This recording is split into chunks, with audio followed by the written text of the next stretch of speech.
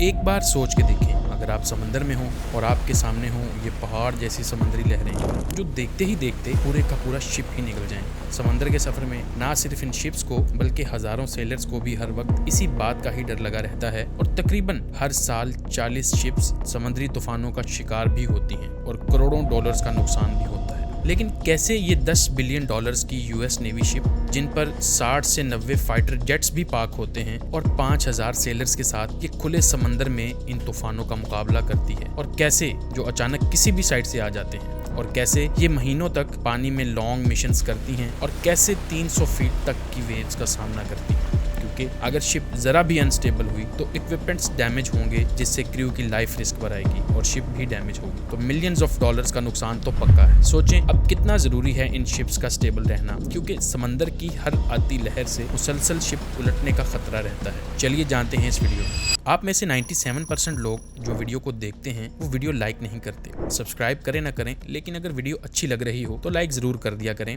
इससे हमें काफी हौसला मिलता है। यूएस नेवी दुनिया में सबसे पावरफुल है। दुनिया की सबसे लेटेस्ट टेक्नोलॉजीज को यूज करने के बावजूद भी हर वक्त खतरा रहता है मदर नेचर का। ऐसा ही एक इंसिडेंट हुआ अक्टूबर 1, 2015 को, जब एसएस एल फारो शिप समंदर में गुम हो गई, जिस पर 33 क्रू मेंबर्स भी थे, और बहुत बड़े स्केल पर सर्च एंड रेस्क्यू ऑपरेशन के बावजूद ना तो शिप मिली और ना ही क्रू का कोई मेंबर। इस हादसे के बाद नेवी ने शिप सेफ्टी में बहुत इंप्रूवमेंट की हैं, जिसमें सख्त प्रोटोकॉल्स, एडवांस्ड इंजीनियरिंग और कटिंग एज डिजाइन यूज किया जा रहा है। लेकिन क्या ये काफी होगा अगर शिप को किसी बेरहम तूफान का सामना करना पड़ा तो? आगे बढ़ने से पहले एक सवाल का जवाब दें। कभी आपने अपनी फिंगर टिप पर इस तरह पेंसिल को बैलेंस करने की कोशिश की है? बहुत मुश्किल है। अब यही काम अगर आपको एक चलती हुई रोलर कोस्टर पर करना पड़े तो कैसा लगेगा? इम्पॉसिबल है ना? इससे अंदाजा लगाएं एक शिप कैसे बेरहम समंदर में खुद को स्टेबल रखती है, और ये काम है फिजिक्स और नेवल इंजीनियरिंग का। चलिए देखते हैं यूएस नेवी शिप्स कैसे सीधा चलती हैं और किस तरह खुद को उलटने से बचाती हैं। देखें, साइंस के मुताबिक अगर किसी चीज की डेंसिटी पानी से कम होगी तो वो नहीं डूबेगी। शिप्स भी इसी वजह से नहीं डूबती, क्योंकि इनकी डेंसिटी पानी से कम होती है। इस वजह से ग्रेविटी की फोर्स जो शिप को नीचे खींचती है उससे ज्यादा पानी की फोर्स हो जाती है, जिससे शिप नीचे नहीं जा पाती। एक और पॉइंट ये है कि सेंटर ऑफ ग्रेविटी जितना लो होगा उतना ही कम चांसेस हैं किसी चीज के उलटने के, और इसी वजह से यूएस नेवी शिप्स में लो सेंटर ऑफ ग्रेविटी को मेंटेन किया जाता है, जिसके लिए मुख्तलिफ तरीके इस्तेमाल किए जाते हैं, जैसे कि हैवी मशीनरी को, हथियारों को और फ्यूल को शिप के सबसे निचले हिस्से पर रखा जाता है। यहाँ तक कि हर एक छोटी से छोटी चीज या न्यू मशीनरी को प्रॉपर कैलकुलेशन के बाद कहीं पर रखा जाता है, ताकि शिप की स्टेबिलिटी पर असर ना हो। अगली सबसे इंपॉर्टेंट चीज है शिप का हल, यानी ये हिस्सा जिसका स्ट्रक्चर और डिजाइन यू शेप जैसा होता है, जो शिप को स्टेबल रखने में बहुत मदद देता है। लेकिन बड़ी लहरों के सामने ये डिजाइन बेकार है। इसीलिए यूएस नेवी शिप्स जैसे कि एयरक्राफ्ट कैरियर का हल वी शेप का होता है, जो बड़ी लहरों को चीर कर गुजर जाता है। लेकिन इसके अलावा बहुत सारी चीजें हैं जो यूएस कैरियर्स इस्तेमाल करते हैं, जैसे कि बैलेस्ट सिस्टम, जिससे शिप का लेवल मेंटेन रहता है। इस सिस्टम की वजह से क्रू शिप का सेंटर ऑफ ग्रेविटी को कम या ज्यादा कर लेते हैं, जो शिप को स्टेबल रखने में काम आता है। कुछ एडवांस्ड टेक्नोलॉजीज भी इस्तेमाल होती हैं, जैसे कि फिन स्टेबलाइजर्स, जिनको समंदर का फाइटर जेट भी बोला जाता है, और तकरीबन हर मॉडर्न शिप पर ये एडजस्टेबल विंग्स लगाए जाते हैं, जो रफ सीज में ना सिर्फ शिप को स्टेबल रखते हैं बल्कि वेपन सिस्टम्स को इफेक्टिव रखते हैं, ताकि बड़ी बड़ी लहरों के बावजूद वेपन्स एक्यूरेसी के साथ काम कर सकें। नेवी के जहाज क्योंकि लंबे अरसे तक समंदर में रहते हैं, तो फिन स्टेबलाइजर्स ही शिप की कॉन्स्टेंट रोलिंग और पिचिंग मोशन को कंट्रोल करते हैं, और इनके बगैर कोई शिप मिसाइल्स लॉन्च नहीं कर सकती जब तक समंदर बिल्कुल नॉर्मल ना हो जाए। यूं कह लीजिए कि फिन स्टेबलाइजर एक अनस्टेबल शिप को वॉरशिप बनाता है, जो प्रिसीजन के साथ अटैक कर सके। इसी तरह एक और टेक्नोलॉजी जायरोस्कोपिक स्टेबलाइजर्स भी नेवल इंजीनियरिंग का एक शानदार मार्वल है, और ये एक साइकिल के टायर्स की तरह काम करता है। जब तक टायर घूमेगा साइकिल सीधी रहेगी। बेसिकली जायरोस्कोप एक स्फीयर है जिसमें एक फ्लाईव्हील होता है जो 700 आरपीएम की स्पीड से घूमता है, जिससे एंगुलर मोमेंटम पैदा होता है और उससे टॉर्क पैदा होता है, और इस टॉर्क से शिप को पुश या पुल किया जा सकता है लेवल करने के लिए। एक कंप्यूटर कंट्रोल्ड सिस्टम हर वक्त जायरो को एडजस्ट करता है, जिससे टॉर्क का सही इस्तेमाल होता है। इसके अलावा सेल्फ राइडिंग वेसल्स पर तेजी से काम हो रहा है, जो उलट जाने वाली शिप के डैमेज को कम करने में मदद देती है। यानी अब बोट अगर उलट जाए तो वो खुद को ऑटोमेटिकली ऑपरेट कर सकती है, और ये टेक्नोलॉजी यूएस नेवी के लिए बहुत ही काम की चीज है, खासकर छोटे क्राफ्ट्स या हवा वाली बोट्स जो रफ ओशन में उलट भी जाएं, फौरन खुद सीधा हो सकती हैं और काम आ सकती हैं। सेल्फ राइडिंग व्हीकल्स यानी बोट्स सीधा होने के लिए 3 चीजों का इस्तेमाल करती हैं: angled hulls, bottom ballast tanks and weighted keels. और जब बोट उलट जाए तो एंगल चेंज होने पर कंप्यूटर पंप्स को एक्टिव करता है और पानी भरने पर शिप को सीधा कर देता है। यूएस कैरियर्स 100 साल तक भी अगर ठीक ठाक चल सकते हैं तो सिर्फ मेंटेनेंस की वजह से, जो यूएस नेवी की टॉप प्रायोरिटी है। और एक वॉरशिप को 24/7 ऑपरेशनल रखने के लिए हर वक्त मेंटेनेंस चलती रहती है ताकि वक्त से पहले मसले का पता लग सके, इससे पहले कि वो मसला सबको ले डूबे। इस काम के लिए यूएस नेवी के पास होते हैं हाईली स्किल्ड सेलर्स और टॉप इंजीनियर्स जो शिप पर क्लीनिंग, पेंटिंग, रिपेयरिंग और अपग्रेडिंग का काम करते हैं। इस तरह के मुश्किल कामों को 2 कैटेगरीज में डिवाइड किया जाता है।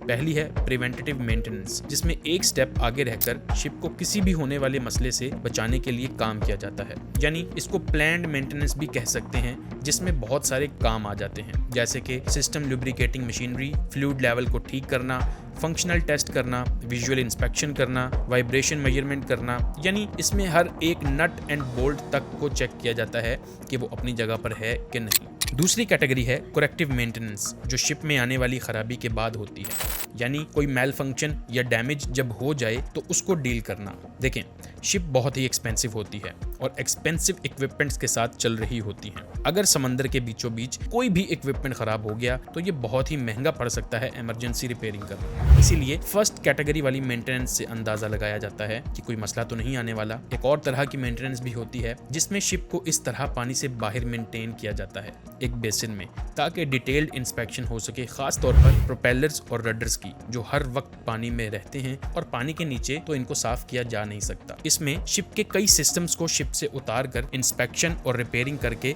दोबारा शिप पर लगा दिया जाता है। यूएस नेवी में हर सिस्टम को टॉप कंडीशन में रखना जरूरी है और कोई भी कोताही खुले समंदर में बहुत महंगी पड़ सकती है, क्योंकि समंदर किसी भी वक्त आपको सरप्राइज कर सकता है। सरप्राइजेस की बात करें तो यूएस नेवी दिन रात इस काम में रहती है कि हार्श वेदर कंडीशंस से खुद को सेफ रखा जा सके, और समंदर में मौसम का जरा सा भी एतबार नहीं। मुश्किल वक्तों में यूएस नेवी के सबसे ज्यादा काम आने वाले हथियार हैं advanced weather forecasting and real time monitoring systems, ताकि ऐसे रूट्स फाइंड किए जा सकें जहां तूफान ना हो। वेदर कंडीशंस को ट्रैक करने के लिए सैटेलाइट्स का इस्तेमाल किया जाता है और जमीन के इर्द गिर्द बहुत सारी वेदर सैटेलाइट्स घूम रही होती हैं जो जमीन पर होने वाली चीजों की इंफॉर्मेशन कलेक्ट करती हैं, जैसे water temperature, currents, dust, storms और आइस कवरिंग्स, जिससे यूएस नेवी बड़े बड़े एरियाज की वेदर पैटर्न्स बनाने में कामयाब होती है। इसके अलावा यूएस नेवी वेदर बॉयज का इस्तेमाल करती है और इस वक्त दुनिया में 1000 से ज्यादा वेदर बॉयज इंस्टॉल्ड हैं जो रूट प्लानिंग में बहुत हेल्प करते हैं, और ये मेजर करते हैं हवाएं, लहरें, पानी का टेम्परेचर, हवा का टेम्परेचर और बैरोमेट्रिक प्रेशर, और इस सारी इंफॉर्मेशन से इजीली पता लग जाता है कि कहाँ तूफान आने वाला है और रूट चेंज कर लिया जाता है। इसके अलावा यूएस नेवी के शिप्स पर बहुत तगड़े एनवायरमेंटल मॉडल्स भी इंस्टॉल्ड होते हैं, जो कि हैं टाइफून वार्निंग सेंटर और वेवर वॉच 3। ये बॉयज से आने वाली इंफॉर्मेशन को यूज करते हुए माहौल की एक्यूरेट रिप्रेजेंटेशन करते हैं। इसके अलावा बहुत सारे इंस्ट्रूमेंट्स होते हैं शिप पर, जैसे कि एनेमोमीटर्स जो हवा की स्पीड को मेजर करते हैं, बैरोमीटर्स जो हवा के प्रेशर को मेजर करते हैं, और वेदर रेडार जो तूफान को डिटेक्ट करते हैं। इनकी वजह से शिप तूफान से पहले ही अपना रास्ता बदल लेती है और हाई वेव्स वाले एरियाज को भी ऐसे ही अवॉइड कर लेती है। जो भी हो, यूएस नेवी की असल ताकत उनका क्रू है और शिप की किस्मत भी इन्हीं के हाथों में होती है। इसलिए सेलर्स की ट्रेनिंग में कोई कमी नहीं रखी जाती। क्रू को बहुत ही जालिम ट्रेनिंग करवाई जाती है जिससे वो शिप को खराब मौसम में भी संभाल सकें। एक बार नहीं बल्कि बार बार ट्रेनिंग दी जाती है। रेगुलर बेसिस पर कई ड्रिल्स भी की जाती हैं, जैसे कि emergency drill, damage control drill, abandoned ship drill, man overboard drill, crisis management drill and survival training drill. मैं आपको बारी बारी कुछ ड्रिल्स के बारे में बताता हूँ। डैमेज कंट्रोल ड्रिल का मतलब होता है एक उलट जाने वाली शिप को कैसे डील करना है, लीक्स को कैसे फाइंड करना है, पंप्स को कैसे ऑपरेट करना है, कंपार्टमेंट्स को कैसे सील करना है ताकि मजीद नुकसान ना हो सके। इसी तरह एक और ड्रिल है इवैक्यूएशन ड्रिल, जिसमें क्रू का काम होता है शिप से लोगों को सेफली इवैक्यूएट करना, लाइफ बोट्स को पानी में उतारना, लाइफ जैकेट्स बांटना और जिंदा रहने के लिए चीजें इकट्ठी करना, खास तौर पर जब शिप को छोड़ने के अलावा और कोई ऑप्शन ना हो। अब जो चीज मैं आपको बताने लगा हूँ वो सुनकर आप हैरान हो जाएंगे कि यूएस नेवी कैसे मॉडर्न टेक्नोलॉजी का इस्तेमाल कर रही है शिप्स में। जैसे लाइट वेट मटेरियल का इस्तेमाल शिप्स को बिल्ड करने के लिए किया जा रहा है, जिससे शिप और ज्यादा मजबूत बनती है, इसको जंग नहीं लगता और इसके उलटने के चांसेस भी कम हो जाते हैं। इसके अलावा क्रू को वर्चुअल रियलिटी में ट्रेनिंग दी जाती है ताकि तूफानी समंदर में कैसे शिप खुद को स्टेबल रख सके और कैसे वो पानी में उतरे बगैर शिप को कंट्रोल करना सीख सकते हैं। सिमुलेशंस में ऐसा ही लगता है जैसे आप एक असल शिप पर ही हैं और शिप को एक तूफान में घिरा हुआ देख रहे हैं। इससे क्रू को डिसीजन मेकिंग में काफी मदद मिलती है और क्रू बेहतर टीम वर्क कर सकते हैं। दिमाग हिला देने वाली चीज ये है कि यूएस नेवी अब अडेप्टिव हल सर्फेसिस बना रही है जो सी कंडीशंस के साथ एडजस्ट कर सकती है, यानी हल अपनी शेप भी चेंज कर सकेगा वेदर कंडीशंस के हिसाब से, जिससे शिप कभी उलट ही नहीं सकती और इससे फ्यूल एफिशिएंसी भी बढ़ेगी। इसका भी बाप है आर्टिफिशियल इंटेलिजेंस, जिससे शिप एआई एल्गोरिदम्स को यूज करेगी जो सेंसर डाटा को एनालाइज करके शिप को रियल टाइम पर स्टेबल रखेंगे और जल्द ही फ्यूचर में US navy vessels self learning systems के साथ समंदर में राज करेंगी, जिससे शिप को कभी कोई नुकसान नहीं हो सकेगा। इसी के साथ इस वीडियो का इख्तिताम करते हैं। मिलेंगे आपसे अगली वीडियो में। अल्लाह हाफिज।